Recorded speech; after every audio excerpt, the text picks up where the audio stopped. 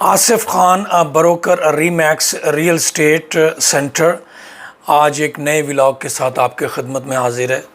और ये basically video जो है उन लोगों के लिए जो अपना घर दुनिया के किसी भी कोने में बेचना चाहते हैं, तो ख़ास तौर पे कनेडियन पस मंज़र में ये मैं ख़ास तौर पे बात करना चाहता हूँ, वरना तो जनरल फार्मूला है और पूरी दुनिया में जितने भी प्रॉपर्टी इन्वेस्टर्स हैं, सेलर्स हैं, वो इसके ऊपर ये फॉलो कर सकते हैं और इस पे इस्तेमाल कर सकते हैं।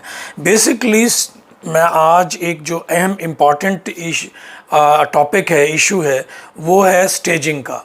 आप जब घर अपना बेचना चाहते हैं तो उसमें स्टेजिंग बड़ा अहम रोल अदा करती है।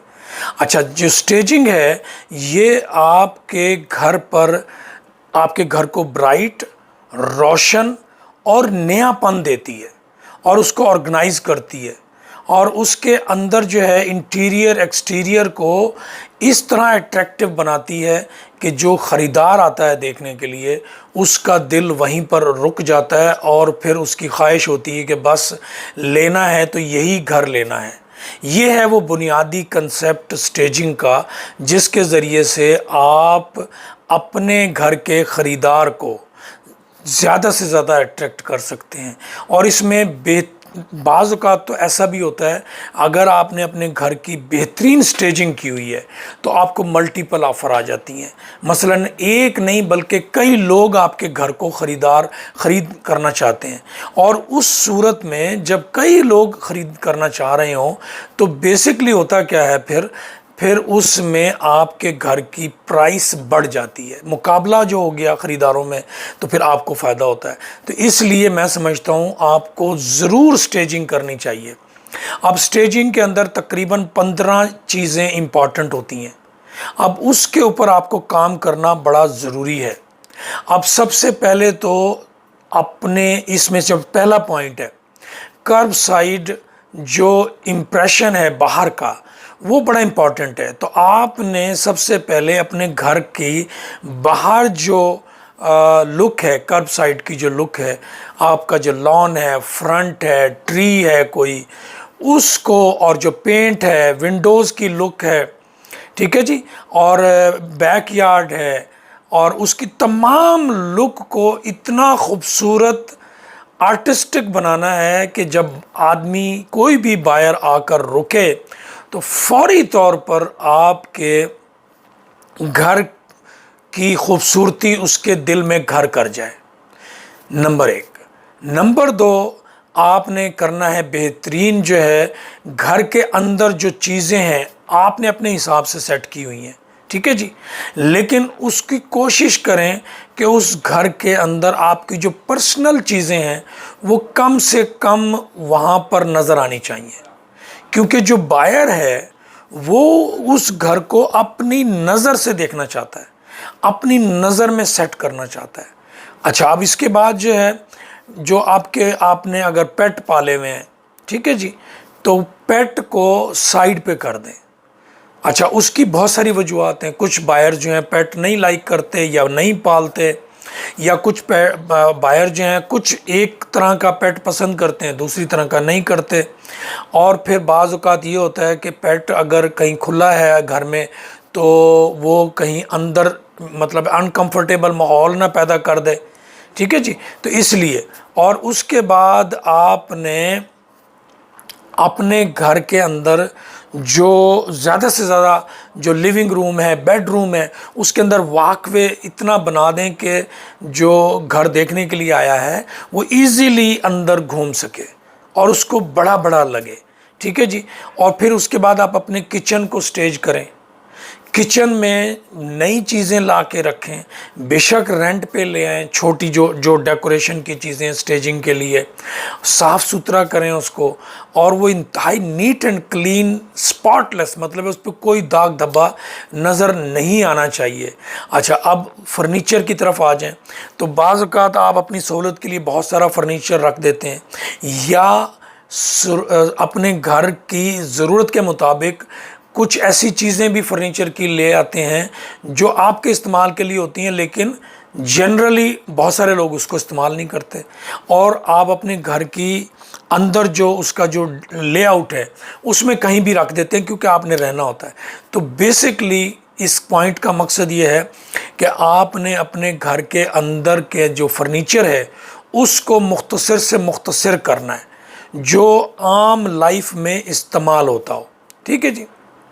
اس کے بعد جب گھر دیکھنے کے لیے آئے تو آپ کا گھر کے کمرے جو ہیں وہ برائٹ ہونے چاہیے, وہ ایسے لگے جیسے روشن ہے, اندر آ کے مطلب ہے مسکراہٹیں ہو رہی ہیں, کھل رہا ہے گھر, اور اندھیرا نہیں ہے, ڈارکنیس نہیں ہے, کیونکہ ڈارکنیس جو ہے وہ نارملی انسان کو اتنی زیادہ اچھی نہیں لگتی.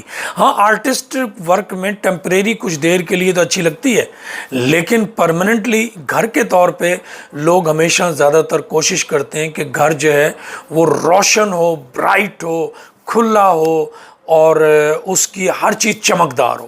ٹھیک ہے جی. اب اس کے اندر باتھ روم میں آ جائیں. باتھ روم کو ایسے سیٹ کریں جیسے 5 سٹار 7 سٹار ہوٹل ہوتا ہے. اس کی صفائی, کلیننگ, ایسیسریز ایسے طریقے سے سیٹ کریں کہ جناب علی وہ خوبصورت لگے, دل کو بھا جائے.